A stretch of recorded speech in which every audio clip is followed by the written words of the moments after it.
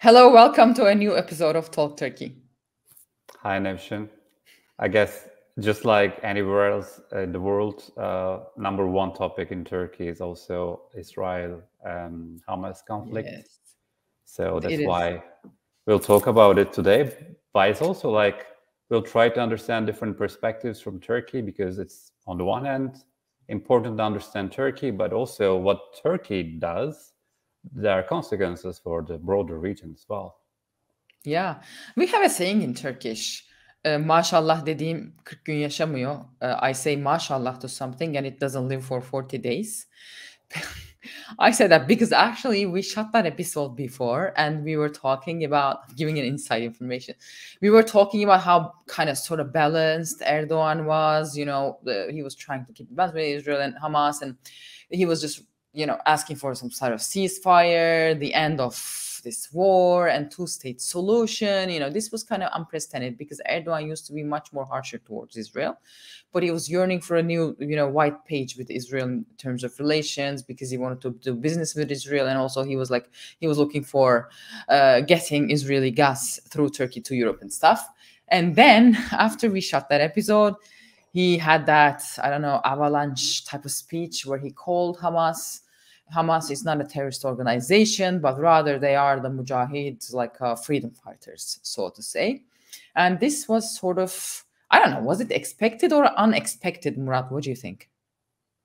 I guess he was a bit under pressure as well, both by more Islamist circles, but also his partners, because I think we discussed quite a lot before the elections that he's also partnering with more and more actually radical circles in Turkey as well. So there are consequences of this too. I mean, I don't claim that it's not only his opinion, but maybe he was trying to have a more balanced approach, but the pressure was really building up, especially also coming from his nationalist partner, MHP, as well. Mm-hmm.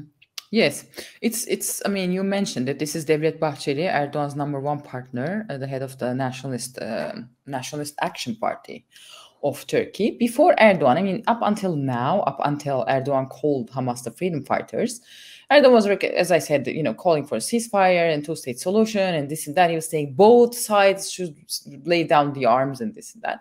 But Bahçeli was a little harsher. Bahçeli, and even he himself, he said, if my state needs me, if my people supports me, I'm ready to go to Gaza, like he means to fight and everything. And he also said, the Turkish army should be more active in this. That's what he said. He said this like twice. He gave 2 speeches. And then after he gave these speeches, they had a one-on-one talk with Mr. Erdogan, Devlet Bahçeli. They got together.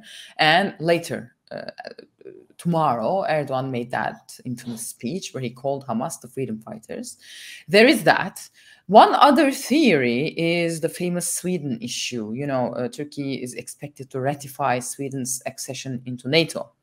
But among AK Party constituents, Sweden is known as the country where people are burning Quran. And Sweden is not doing much about it from AK Party constituents' perspective, from their perspective. So it's some sort of a problem with Erdogan. Well, he wants this to be ratified because he believes through ratification of Sweden's NATO's accession, that he can solve the F-16 issue with the United States. Turkey cannot get the F-35s because Turkey purchased S-400 system from Russia. So Turkey wants the modernization of existing F-16s, and Turkey wants to buy more of these F-16s, a new patch from the United States. But of course, in American politics, that's a little bit of a winding road. It was. So Erdogan signed ratification and sent it to the parliament.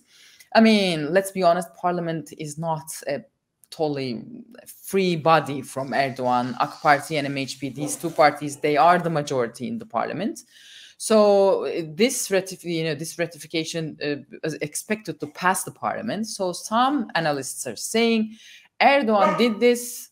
Hamas are the freedom fighters, basically manifestation. He said that because this ratification will pass the parliament. So he is actually preparing his constituents to that. So it's like when this passes the parliament, people will not be paying attention to that because people will be rather talking about this Hamas issue. That's one analysis.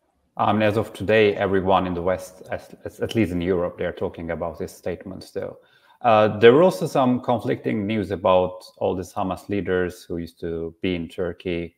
Maybe you can also talk about this, because, I mean, statements of Erdogan is one thing, but what Turkey is doing is another thing. So we should maybe try to analyze really what's going on. Yes, I mean, so initially, you know, like there are two names, especially Israel is underlining also Mr. Haniyeh and Al-Aruri. So Haniyeh is like one of the political chiefs of Hamas, and Al-Aruri is the head of the political bureau of Hamas, but he's known to conduct all these military and political, he's like a bridge, they say, between all these different branches of Hamas.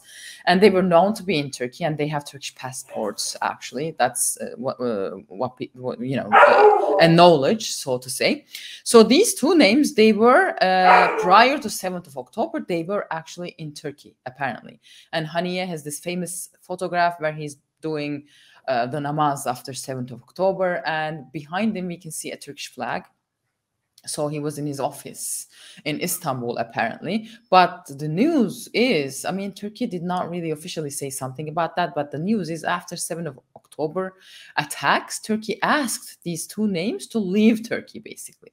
I mean, although they leave Turkey, they still have the Turkish passports, and they have offices, businesses in Turkey. This is also to be noted as far as we know. However, I mean, this was written in Al Monitor, one of the websites, new websites by Fehim Taştekin, a Turkish journalist. However, I saw, you know, we have this communications office under the presidency. They have their disinformation accounts on Twitter. These disinformation accounts are, from the perspective of the Bureau of Communications, is fighting against disinformation about Turkey. So the Arabic Twitter account, the one in Arabic run by the Office of Communications, they claimed the reports about Mr. Haniyeh and Mr. Al-Aruri being sent off by the Turkish officials is not correct. But I did not see that in their Turkish accounts or their accounts in English. So are they playing a double game? Were they really sent off? Aren't they sent off? Did they just went and come back? I mean, right now we know that Haniyeh and Al-Aruri are not in Turkey, because Al-Aruri then he went to Lebanon, he met with Nasrallah, for that's a fact. And Haniyeh then afterwards gave interviews from Qatar. But in this picture, he looks like he could be in Turkey. So he was in Turkey, and then they left. They're not in Turkey anymore. We know that for a fact. So maybe Turkey politely asked these two guys to leave Turkey. And, you know, Turkey tried to balance things out. But Erdogan, you know, he's always doing his calculations for domestic politics. And for him, domestic politics is the number one issue. So maybe he thought, like, some of his constituents are just angry at him. They want, like, a harsher stance. Maybe that's what he thought. Maybe Devlet Bahçeli talked him into being, like, harsher. So, you know, or he thought the Sweden ratification, the attention should be somewhere else. So maybe because of all these issues, he called Hamas not a terrorist organization, but a group of freedom fighters. But this will have heavy repercussions for Turkey. Even we started having, the day when Mr. Erdogan made this statement, actually Turkish stocks fell around 8%. And a lot of people, especially the middle class in Turkey, are investing in the stocks because, you know, we have this huge inflation, and the interest rates are still under the inflation rate. So basically, if you keep your money in Turkish liras, even in the bank, you're losing your money each and every day. So the stocks are the only thing that you can maybe keep the value of your money. So most of the Turkish, middle class is in the stocks. So a lot of people lost their money just because of one sentence. Unbelievable. Yes. And also, I mean, of course, there are consequences of all this domestic political calibrations in terms of the policy.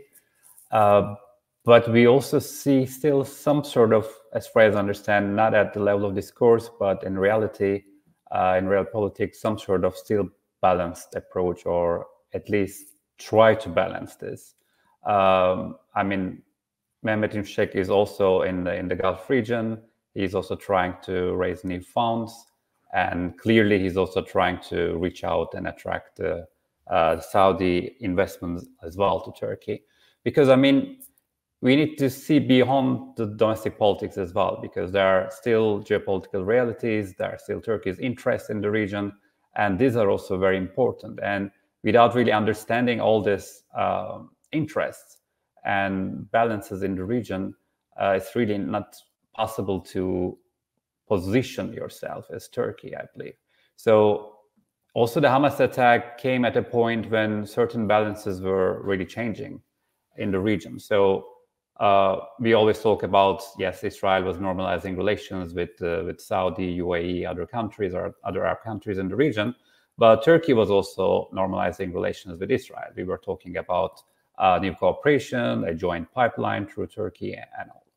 So this is, of course, an important, and it was also important for Iran, because Iran felt, I guess, more and more isolated in the region as well. And there's also an additional element we don't discuss a lot in Brussels. The balances were also changing in Caucasus against Iran as well, because the conflict between Azerbaijan and Armenia has always been seen here as like an isolated one in the region, but it has consequences for the countries in the region as well, because Iran's close ally is actually Armenia. And Azerbaijan is supported by Turkey and Israel. And it was also thanks to this support, Azerbaijan had military success in Karabakh. So, and this is also a major threat for Iran as well, because Azerbaijan getting stronger in the region, Azerbaijani, Turkish, Israeli cooperation getting stronger in the region, it has consequences for Iran's agenda as well, especially considering the Azerbaijani minority in Iran. So this is one thing. And it was also another important normalization connected to this. The balances were also changing in terms of Turkey-Gulf relations. As I just mentioned, Şimşek was there in Saudi. There are more and more investments coming from Saudi and UAE to Turkey. And the ties are getting stronger between the region and Turkey. Of course, this is also sort of against Iran's interests. So it is important to understand all these developments. Also, rapprochement with Egypt. Turkey is also trying to normalize ties with Egypt. So things have been really changing and changing very rapidly in the region. So on the one hand, yes, the Palestinian cause, I think, is very important for Islamists in Turkey. It's rather like a symbolic. That's also government, in a way, has to raise concerns and has to criticize Israel. So there's no, I think, alternative to this. It would be really shocking if government was really acting like some of the Western countries. That was truly impossible, especially such a government.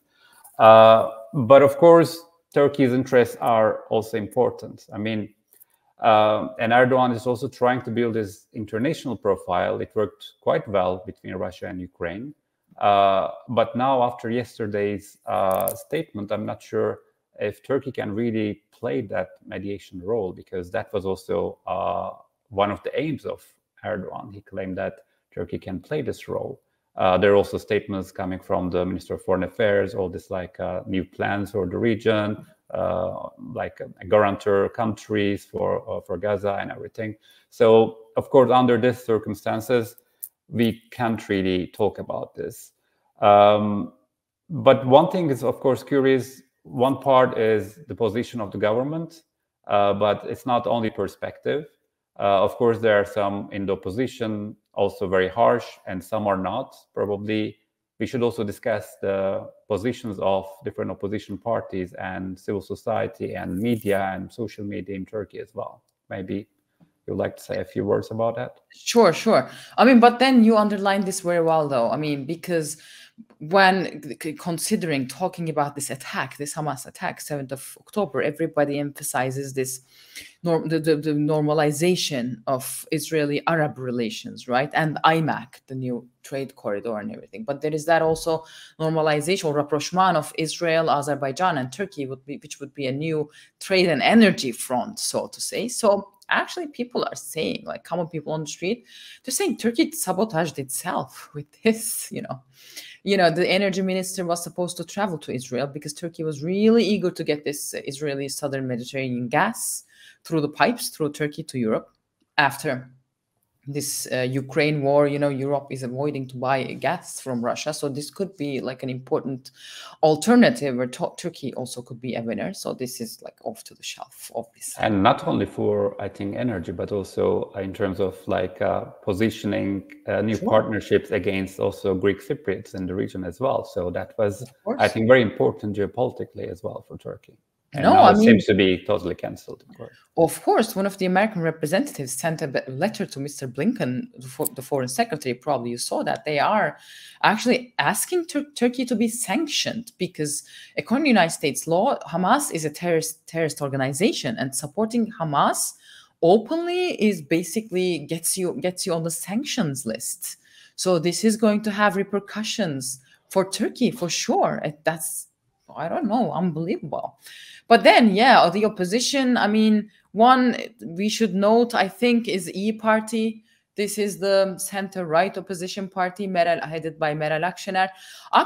She was the only politician who called openly Hamas a terrorist organization. She said in her parliamentary group speech, she said both Hamas and Netanyahu are terrorists and they should both be stopped. So this was kind of harsh. CHP, the main opposition party, the center-left party, they're going to have their Congress. So they're so deep into that. They don't care about anything else.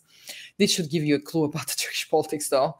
They're like the head of the CHP, Kemal Kılıçdaroğlu, when he was asked, he said something like, he didn't say, he's like, yeah, it's awful, whatever. So he meant like, I don't know, don't ask me that. And there is that other wing in CHP, we call the change supporters, Özgür Özel, who is going to challenge Kemal Kılıçdaroğlu in the Congress. Well, he first of all, initially, he said, well, we're supporting the Palestinian cause. And actually, he kind of gave the support to Hamas. So I think this was the calculation of CHP also. Initially, they thought, oh, you know what? We have an idea. Erdogan is going to try to have to be balanced because he needs the money, and then we're going to be full force pro-Palestine and even maybe a pinch pro-Hamas, and Erdogan will not be able to do that, and then this will be to Erdogan like on your face moment. This is the mistake that they usually do. I mean, listen, if you provoke Erdogan, if you're level 1 pro-Palestine, he's going to be level 10 pro-Palestine, So I think they triggered him also. CHP. But then, Özgür Özel, then he had, of course, a lot of reaction from his constituents because, listen, most of the CHP supporters, they are very skeptical towards, to put it mildly, very skeptical towards Hamas. I mean, there are almost none Hamas sympathizers in CHP constituents or E-Party constituents, and there is that after all these migration waves we had, there is also that anti-Arab sentiment also within the Turkish public. So, I mean, we had, especially after 7th of October, people usually, they were like, they're sympathetic towards Israel. And they were like, this is horrible, what Hamas is doing is horrible. So this was the stance. So, I mean, this gives you an idea about Turkish politics. And there are these smaller parties, both in the opposition and in the government, like Hüdapar, Saadet Partisi. These are very small parties, but they are very staunch Islamist parties. Of course, they're like full force. They're like, and there is Ahmet Davutoğlu, probably Turkey followers, they know him. He used to be the foreign minister of Turkey under AK Party. Then he was ousted from AK Party for being a little bit too much, so to say. He was the architect of Turkish neo-Ottomanist foreign policy before and during the Arab Spring, which failed miserably, obviously, And then Turkey tried to make a U-turn, which has cost Turkey a lot. Mr. Davutoğlu was, of course, full force. I mean, even after, 2 days after 7th of October, because right after 7th of October, Israel reacted really fast and harsh, obviously. I mean, which could also be criticized. But then Davutoğlu said, even after a couple of days after 7th of October, he's like, yeah, right now we should cut all the ties with Israel. We should call our ambassador back. We should sanction Israel, do whatever. So he was really, but he's not in a position to affect Erdogan, so to say, because Erdogan does not take him seriously, as far as I understand. Because they were really, really, he was kind of, in a sense, fired from AK Party. And then he established his new party and he joined the table of six, the opposition. After this Hamas-Israel incident, he asked for an appointment from Erdogan publicly. And Erdogan did not even answer him. So Erdogan is not taking him seriously. But I think rather other parties like Saadet Partisi, which is like an older party with the tradition, whatnot, and Hüdapar, whatever, and also MHP, I think, they kind of forced Erdogan to, in a sense, give this a stronger speech supporting Hamas. It looks like that. I mean, Davutoglu is not taken seriously in opposition either, but still it was rather scandalous because they also made this video for social media and it was like officially done by his party. And they even used the footage of Hamas terror attack and praising those people as almost like as heroes. I think that's probably the most scandalous moment since the terrorist attacks of Hamas in Turkey. That's why I think it's important to underline. It doesn't mean that he's influential, but I think his position was probably the harshest one among all other opposition parties as well, and even the pro-government parties. And they're also a bit, in a way, in Turkey, I mean, in social media as well, there is a lot of, I think, support to Palestinians because there's also, I mean, a sympathy towards Palestinians as well. That's one thing. And also there is a perception in Turkey, which is not really understood in Europe at the moment, but because the dominant understanding is that, okay, Europe and US is standing behind Israel. They do it 100%. It's not fair. This sort of understanding of injustice. Of course, we also discussed this, I mean, in your Turkish show as well, but it's not black and white, obviously. Like Europe maybe couldn't really manage it at the very beginning, the position, but it's much more balanced now. And actually, like among the public, there is a lot of sympathy towards Palestinians. Probably they are even majority if you just go out and ask people in Brussels.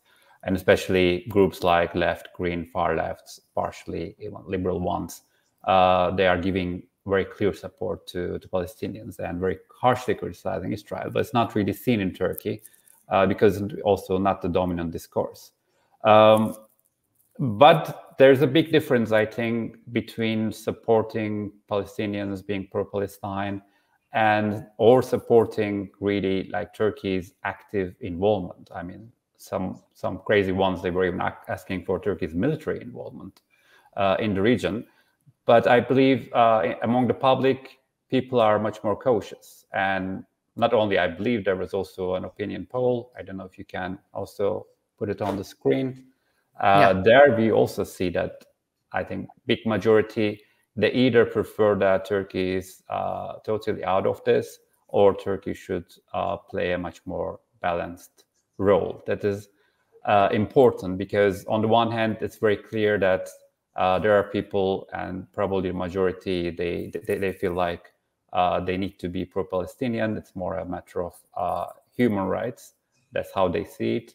But on the other hand, they don't really believe that Turkey should be part of this conflict. And there are also some reasons behind this. Maybe very briefly, we should also talk about this too.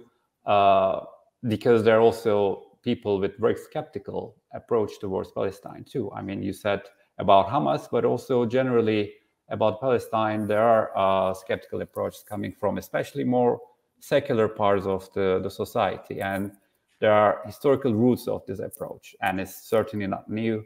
I mean, whenever there is tension in the region, anyway, we talk about all these stories from World War I time. It's okay, more than 100 years now, and probably it's forgotten in Europe, but such rhetorics are still very much alive in Turkey.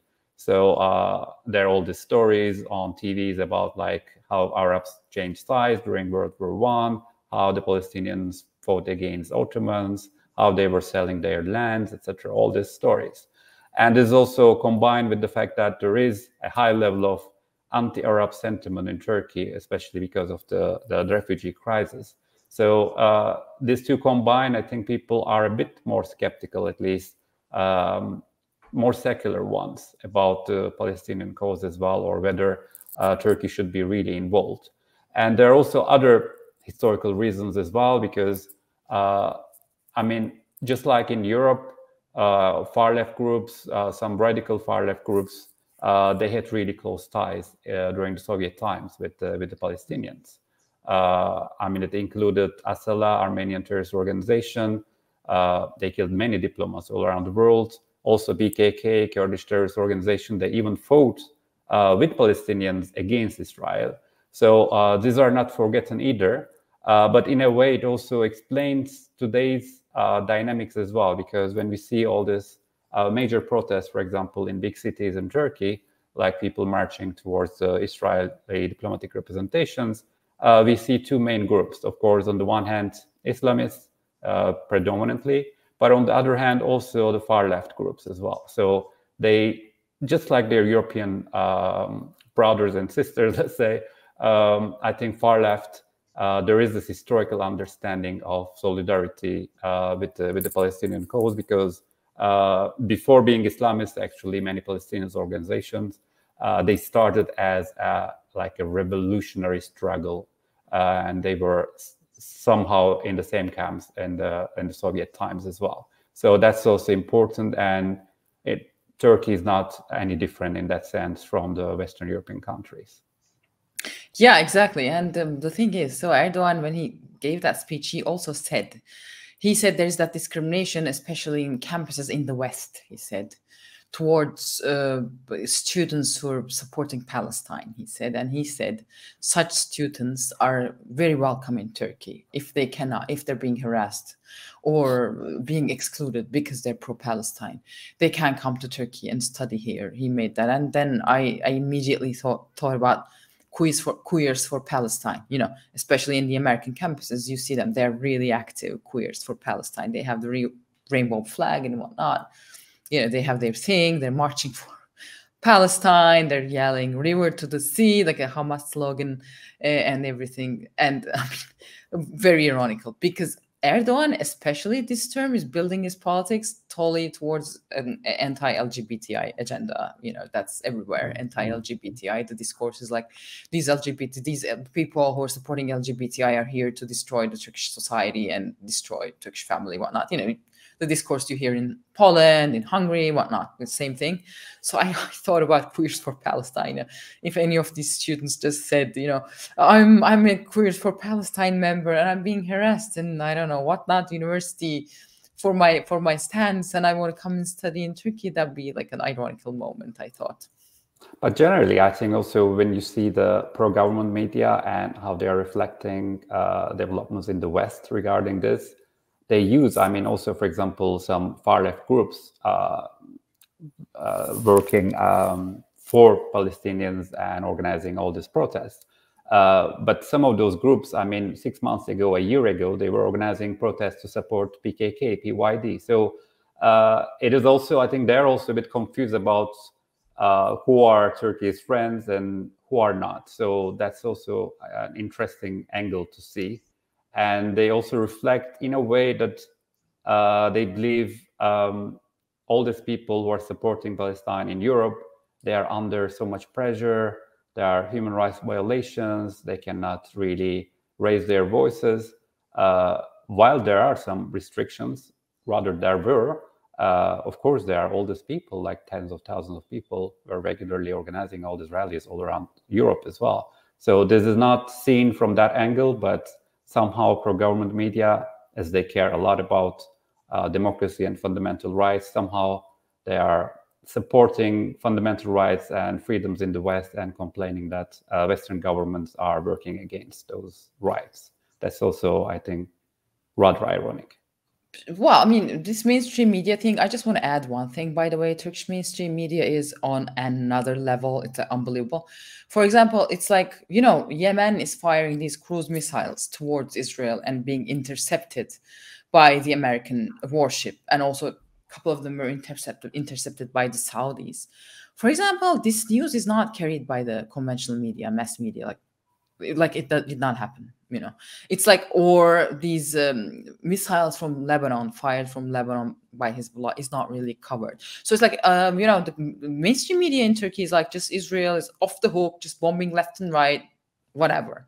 And also one other thing is that it's being in the mainstream media covered as, United States has sent this warship to the Mediterranean to basically intercept Hezbollah and Yemen and to send Iran a message not to escalate this war. But in the mainstream Turkish media, it's being discussed seriously, by the way, not as a joke or anything, discussed that this warship was sent to the Mediterranean to, I don't know, scare Turkey against Turkey or something. I don't know why. I mean, it's unbelievable. And no matter what you say, like, no, it's not for Turkey, it's for Iran. That is the majority narrative on Turkish mass media. They think it's to deter Turkey for some reason. And they make people believe, seriously, but it's not a joke, that America is trying to like invade Turkey in the future. And that's why they're sending warships and everything. So I also want... As if the West needs more instability in the region. I mean, yeah. And in any case, I mean, you mentioned Yemen, but also same for Uyghurs. I mean, and Uyghurs not only Muslims, but they're also a Turkic minority in China. But you wouldn't see really mass media covering the issue about Uyghurs and how they are in the concentration camps. So that's really ironic, their values and how they see certain issues as symbols while ignoring the others. Exactly. Okay. So I think this is a good point to wrap it up. What do you think? Certainly. Probably we'll continue to discuss this too. It looks like next that. Episode then. Exactly. See you guys.